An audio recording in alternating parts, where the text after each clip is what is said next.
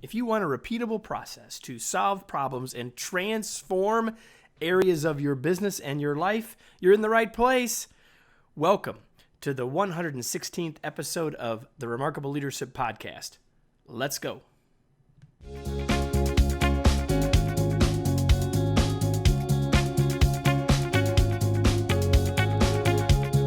Welcome to the Remarkable Leadership Podcast. We are here each week to talk about leadership, teamwork, organizational culture, and human potential with experts from every walk of life.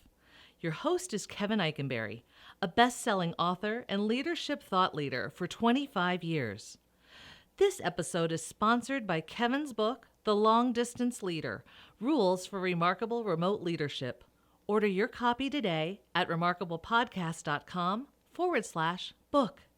And now, here's your host, Kevin. Begin.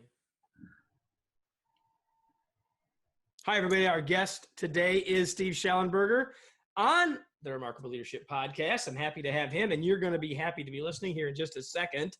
Let me tell you about Steve. He is the founder and chairman of Becoming Your Best Global Leadership, a company based on his breakthrough book, Becoming Your Best, 12 Principles of Highly Successful Leaders. Becoming Your Best produces transformational leadership, which in turn builds cultures of excellence, which produce high-performance individuals and organizations that are at the top of what they do. Steve has provided consulting and training to hundreds of companies and tens of thousands of leaders through 25 countries. His seminars on leadership, communication, time management, goals, creativity, and relationships provide an entirely new way of seeing and thinking that can change lives and organizations for the positive. He also co-hosts the popular podcast, Becoming Your Best, with his partner and son, Rob. Together, they help listeners uncover the principles of highly successful leaders. Steve, I need to be on your show. Oh, anyway, he also has a brand new book. Let's do it. Written with his, you heard it here first, everybody. He's also written a brand new book with his son, Rob, and that book is titled, if you're watching, you can see it, The Transformation Challenge, New Approach to Winning in Business and Life. Steve, welcome. I'm glad to have you on the Remarkable Leadership Podcast. All right, Kevin. It is an honor to be with you today. And first of all, congratulations on all the amazing things that you've been doing, all the people you've been helping. Your book, Remarkable Leadership, I've had the chance to go through it, is amazing in itself. Powerful principles.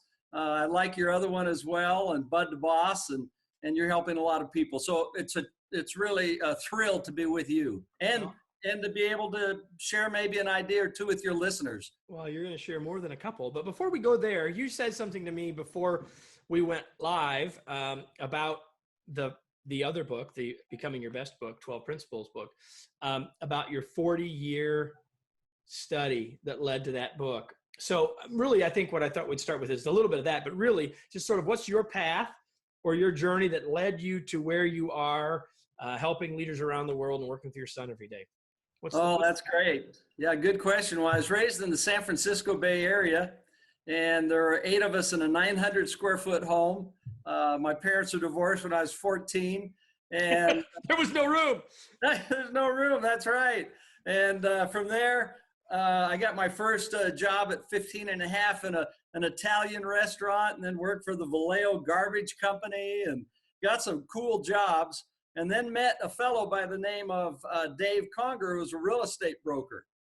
He was a man that changed my life. He helped me start seeing things differently, helped me start my first company, Shallenberger Maintenance Service, and we would do all kinds of things for his real estate firm. But that really changed my orientation in life, helped me start seeing everything differently. Kevin, he said, oh, you got to read this book called The Richest Man in Babylon. And it's a good one. It is. If you haven't read it, everybody, we'll put it in the show notes. Richest Man in Babylon, George Clausen. Yes. Right? Yeah. And it's a must read, but it helps just set up the basis of finance and getting ahead and all the things that can happen. It was really wonderful. And I went to school and came back and was studying accounting and sold books during the summer on the East Coast, door to door, but came back at 26 and organized a marketing company. And then at 27, bought my first company, a printing and publishing company. And within just a few years, we had 700 sales reps. They were college students. We sent them all over the country, but they would come to me, Kevin, and say, well, how can I be one of your top sales reps? Or a manager would come and say, how can I be a best manager? And this really got me to thinking, well, is there an answer to that, really? And rather than just a gut feel. And that's what started the research. And so in the course of time, I interviewed over 150 CEOs, hundreds of historical figures, asking this one question: what sets apart high-performing individuals and teams from everybody else? And that's become the basis of your work since then. That's it. And and I found that there were 12 things. And that's what we put in Becoming Your Best. And people can follow those, and it creates excellence. It's the things that it is predictable as night and day. And I mentioned to Kevin that in reviewing his book, he has identified many of those very same things. It's communication. It's knowing the right direction to go. This is what leaders do. They create a direction, a vision, but it's not a vision alone isn't sufficient. You have to have a plan to do it and have to have some specific goals. I mean, I'm preaching to the choir right now, but not everybody does it. Yeah. Well, so to everyone listening, here's my observation in listening to, I have a question that I ask at the end of every conversation, and I've recently decided to ask this question at the beginning of most everyone. It was about the path. And here's my observation to all of you listening, is that many successful people that I've had the chance to visit with over my life, and many of those that I've read about, have a similar story to Steve's in terms of there was a person, there was a mentor, there was someone that helped them, you said it, see the world differently, prepared you for a future differently than anyone else had. And so the thing that I share that with all of you listening is like, I don't want you to be thinking, oh, I never had one of those, so now I can't be successful. But what I really want to say to you is, think about how you can be that for someone. How can you come alongside someone that you know in your family, in your community, in your place of business, where you can be that person for someone else? I mean, because it makes a huge and obvious difference for us all. So I'd encourage you to think about that. Who have been your mentors, but also who might you be able to mentor so that someday they would say about you what Steve is saying about this man. So Steve, we talked a little bit, you led us through to get up to the Becoming Your Best book, but I really wanted to talk today about the new book, The Transformation Challenge. And so this is a book about making transformation. And so talk about what this book's about, what the key message of this book is. Okay. And if you don't mind, Kevin, I'd like to just reach back a little bit more and just build on your comment about being transformational in other people's lives. One of my college professors was a fellow by the name of Stephen Covey. And people might have heard of him. It's possible. May have heard of him a little bit. And he is another one of those that was a huge figure. And he became a board member for 17 years. And so this was in that sweet spot of research. And I'm going all over the world. I'm working with organizations all over. And those were the observations. And so I'll take it to the next step. But in the process, and you and I both know this, and perhaps some of the listeners may resonate with this, and that is that there are always, and me included and other people, but that have setbacks. There are times when people get worn out, when they burn out, when they have sometimes what appears to be insurmountable obstacles, challenges, financial issues. It may be a relationship. It may be something that is deeply personal, but they're not sure how to go forward, or they may have things going great. And for even though it's going great, tomorrow the world's going to be a little bit different. And so we can't just relax. And so people wonder, well, how do I deal with these things? And this is one of the things this morning that I got up thinking about, Kevin, is that there's a lot of people out there hurting. There's a lot of people also that have a lot of things going pretty well. But we all have the same challenge, and that is, how do we turn it around? And I think that's what led to this book, The Transformation Challenge. It's exactly for that. It's to help give people a way forward that makes life brilliant and wonderful and happy, because it's possible. Right in the middle of this feeling sometimes that I'm not sure where to turn. And so what led to this book, Kevin, was as we've worked with clients really all over, we did research, and we're a research-based firm. We really think a lot about what we see and hear. We did research with 50 major companies, and we asked this question, and what we observed, by the way, was not a single one had a common process to solve problems. I mean, you're saying, what? Are you kidding me? But that's the way it was. And it was as for the leaders or employees, as they were speaking a different language when it came to problem solving. And so that is what caused this book. And so we took my 40 years of experience. I've bought and sold and organized 11 companies in 4 different industries now. And it's been a great blessing. Most of those are still operating and very successful. Of course, we've had lots of setbacks in the process. One of the things I found— if you were to tell me that there'd been no setbacks, I would say, well, we need to close this out because you're probably lying to me. So way too many. Yeah. Well, so anyhow, that is the genesis of this, is taking that experience coupled with, you mentioned my son, Rob. Rob's a wonderful person. We're fortunate to have 5 boys and finally got the girl. She was number 6. But Rob, 2 of our sons have been F-16 pilots and Air Force officers. Rob is our oldest, and that's one of the things he did. He flew F-16s. He also helped manage Air Force One. And so, as you know, as an Air Force officer, they're very precise on systems. And if you miss a step, it could cost you your life. And so we combine this experience to produce the Transformation Challenge. And in a very brief sentence, what it is 6 steps on how to solve problems. It's a book on planning and execution, but precisely to take these difficult challenges we have, whatever they may be, the biggest, baddest things you can think of, and it's a way forward to get to a better place. And so it's the title, The Transformation Challenge, is an invitation to our listeners, to us, to say, hold it, we've got an issue, but the challenge is to transform it to a better place. And not only you take the Transformation Challenge, but just like you said just a minute ago, invite somebody else to take the Transformation Challenge. Right. So what you essentially end up with is employees bringing you solutions rather than bringing problems. And that's what this helps us do. And there's a lot of leaders that say that. I don't want you to bring me problems, I want you to bring me solutions, but we don't necessarily give them a way to do that, or give them, we may expect it, but we don't really give them a process or a way to do that. This book can help us do that. Now, I want you to talk briefly about the 6 steps in a second, but I want to say something else about the book first. I read a lot, and I've never read a book quite like this. And here's what I mean.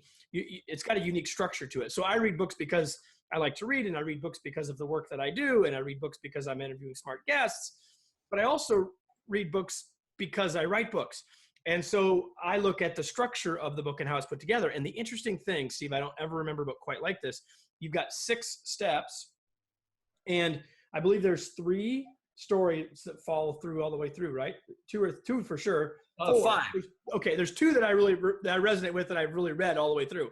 And because there are personal stories and business stories. And so there are 5 of these stories. And what Steve and Rob have done, everybody, is they tell the story at the start, and then they walk you through a step, and then they tell you how that organization or that individual or that family did that step.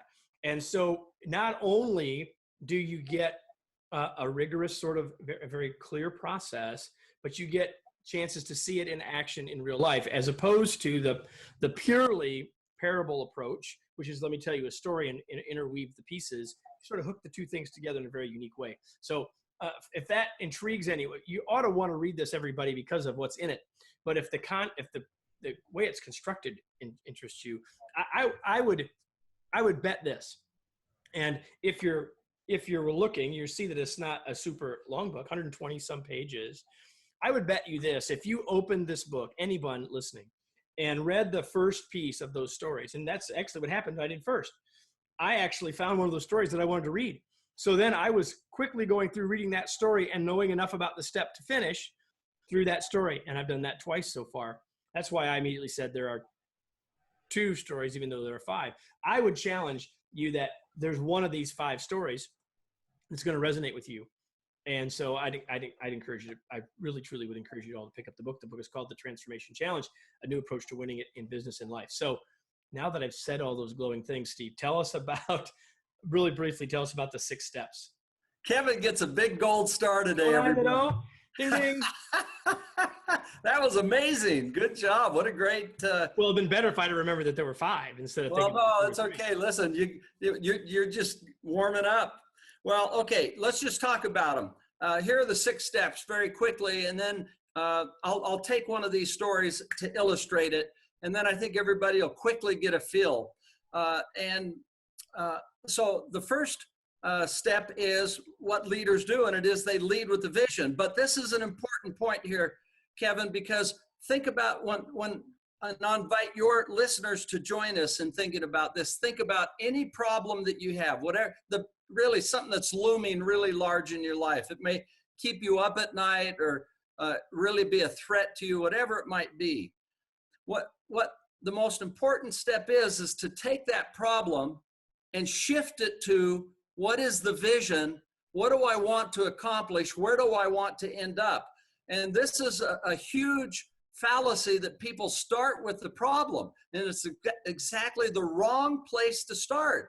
And the reason it's the wrong place to start is because often those problems are big and they're bad and they're emotional and they're divisive and contentious, and we're not sure. They could be overwhelming, and we're not sure exactly. So it's not a very good place to start, and especially if it involves other people. I would actually say that to me is the biggest idea for me as a reader was the biggest idea in the book, is that people think about problem solving, and we do have to identify the problem. You're not saying we don't have to do that. No, they You're got saying it. recast it in terms of what we want, and in terms of why this matters by casting the vision around it. I think to me that's the single most valuable big idea that I got from the book. And so that, for all of you listening, to me is worth, if you take that one thing, that's one thing worth taking. So okay, and I would agree with Kevin on that, folks, for your good listeners, and that is, make that a habit. As soon as you think of any problem, say, where do I want to go with this? What's the vision?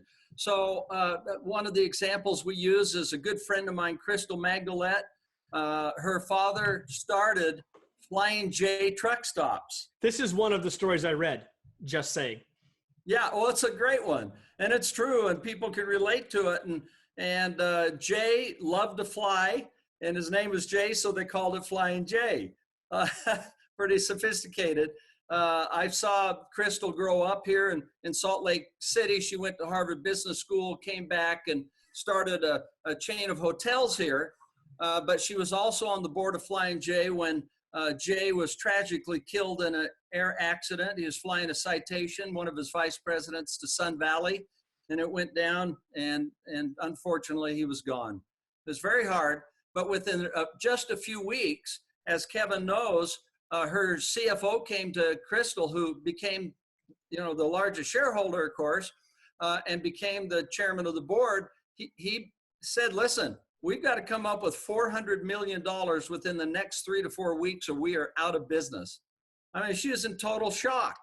And so that's a big time problem. What do you do? She told me, she said, I just wanted to go crawl in the bed in the fetal position and suck my thumb. Yeah. So for all of you listening, if you think you got a big problem, think about Crystal's problem. And I would love for you to tell us the whole story, Steve, but we need to keep moving. Bottom line is she shifted that. So what's the vision that she turned that to? Okay, exactly. So within 2 days, she said, I got to do something. So she shifted it to the vision, which is save the company. I am going to save the company. She said, as soon as I had that idea, everything shifted. I had energy. I had focus. Well, the short of the story is she went through the 6 steps and saved the company. She did the seemingly impossible. And that's what we see. That's the pattern over and over. So what would you like to do next, Kev? What's the best place to go? Well, here's the thing. So there's 6 steps, and you've identified the first one. Just give people really quickly the other 5 steps, if you would. Okay, so step 2 then is, once you have a clear direction, is you ask yourself, what is the current reality? And you're just like a fly on the wall. It's cold. It can't feel anything. You just see what's happening. And you ask yourself, is there a gap between the current reality and what the vision is? And if there is, then go through all 6 steps. If there's no gap, you're good to go. Done. Exactly. Yeah, let's find the next problem. If there's no gap, there's no problem, right? That's it. Or opportunity. To this Michigan pig farmer's son, to me, a problem is simply that there's a difference between what you got and what you want. And if you don't have it, then you don't really have a problem. Well, that's it. That's right on.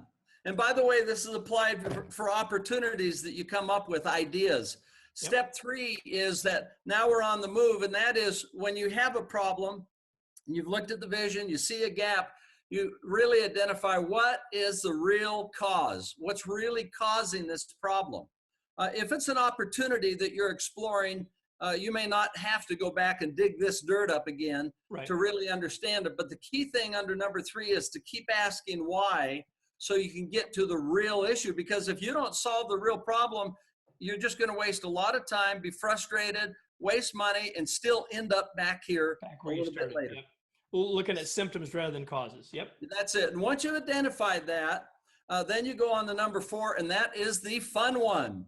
That is exercising your creativity. As Kevin would say, innovation. You got to innovate. You got to figure out what our options are, right? Once we know we really have a problem, once we really know what the causes are, then how do we address that? And that's where you talk about in the book, and you give examples throughout about how to do that piece. So yeah, in Crystal's case, very, very briefly, what they did is they saw there was a gap. They knew why, what really caused it. They got out of their core business. And she, one Saturday morning, this is within a week later, called her whole executive team together, went into the room. She turned around and locked the door. She said, we're not getting out of here today until we come up with the ways to save the company. And they came up with a plan. They listed like 32 things, but narrowed it down to 15 they needed to implement. Step 4, and that's what you do. And then at the end of step 4, by the way, you can ask yourself, now, do I want to go or no go?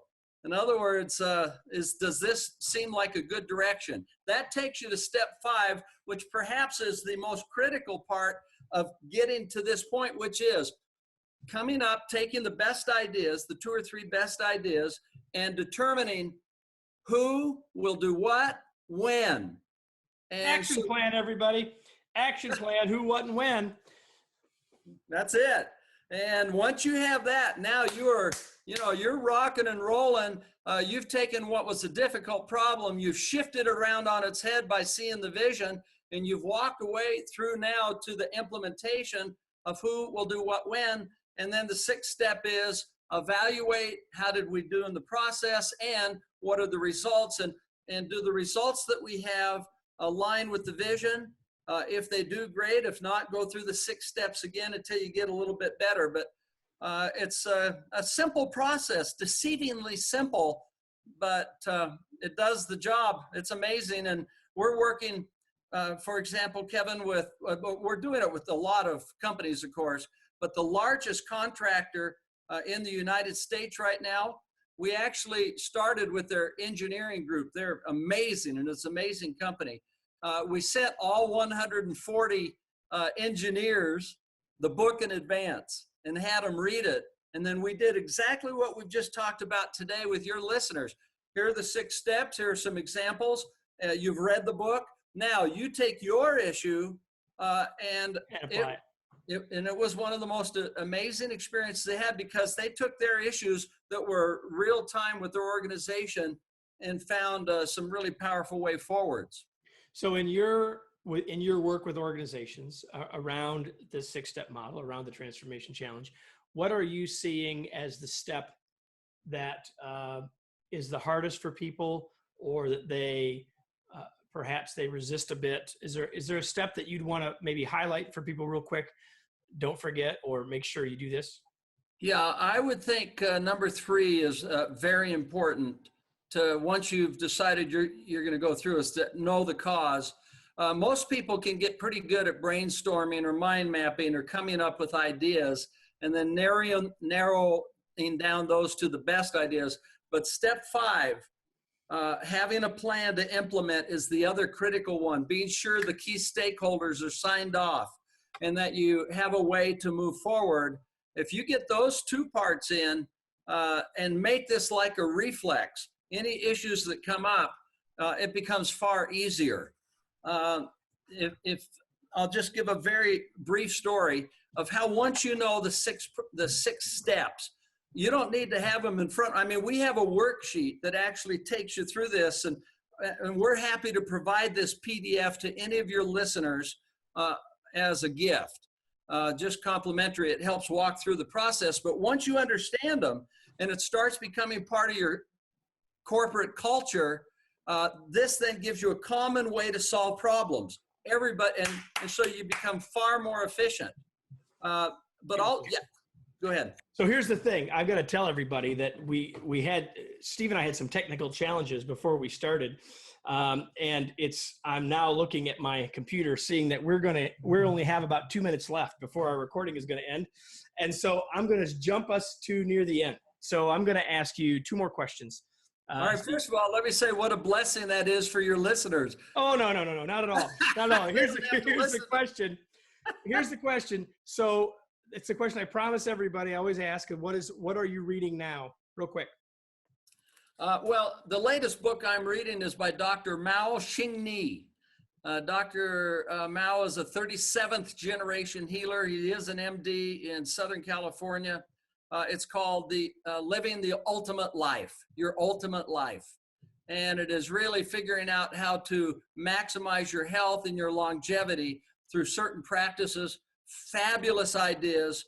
We're all going to live a little bit longer, but if we do certain things, we can actually be healthy for a lot longer. So this is a cool book, Dr. Mao Xing. Woohoo! Living Your Ultimate Life. We'll have all the links in the show notes, everybody. And last thing, how can people, Steve, find out more about you and about your work? Sure. Well, you can go to becomingyourbest.com. If you would like this free worksheet, a quick start guide on the 6 steps, just write to Steve at becomingyourbest.com. We'll be happy to just send one along to you. And it's been a delight to be with you. You're so amazing, Kevin. Thank you. And so we'll have that on the show notes as well, Steve at becomingyourbest.com. And again, we've had technical challenges. We're going to have to end this quickly, but I'm going to leave you all with this. And that's the question of, what are you going to do the night? Well, you don't need to know the technical details, but as I told Steve near the end of our conversation before we got cut off, we were running out of time. But we don't have to be out of time. So I want to ask the question I always ask you at the end of a podcast, which is, now what? What action can you take from what you heard from Steve today? You got great ideas about how to frame problems and how to think about them in new ways. You got some great ideas about how to apply things both professionally and personally. My challenge to you is to ask that reflective question of, now what? What can you do? I want to thank Steve again for having joined us today. I hope that you will take a look at the things that he offered, including his book, The Transformation Challenge. I hope that you will take advantage of learning more about Steve and his work. All the information is on the show notes on our website and other place else. Listen, I'm so happy to have you as a listener to our podcast. And if we can ever be of help to you, please let us know. You can reach us, as always, info@kevineikenberry.com. And let me close by saying we appreciate you, and we appreciate you listening to the Remarkable Leadership Podcast, which is why I'll be back next week with another episode, and we'll see you then.